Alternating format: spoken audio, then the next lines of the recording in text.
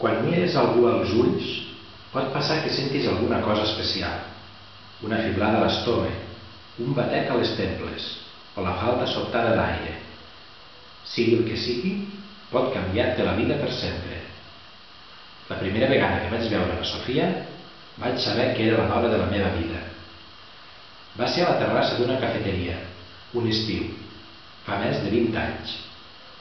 Jo estava arrebolit al fons i de sobte, asseguda unes taules més enllà, la vaig veure. Llegia un llibre, abstreta totalment en aquell menut univers de tinta i paper. Semblava tan inabastable.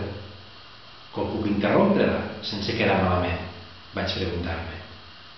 Llavors, ella va aixecar la vista i, com si endevinés que l'espiava, em va mirar.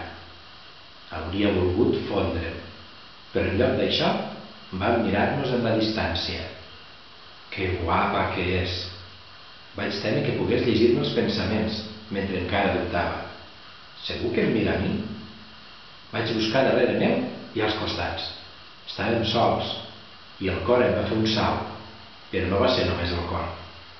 Mentre el cambrer oferia tovallons per eixugar el cafè que m'havia vessat al damunt, ella dissimulava el riure. Minuts després, jo hi duia una taca enorme als pantalons i la Sofia ja no hi era. Aquell dia vaig jurar-me no tornar a prendre cafè mai més, però va ser just a partir de llavors que me'n vaig tornar addicte, i a ella també.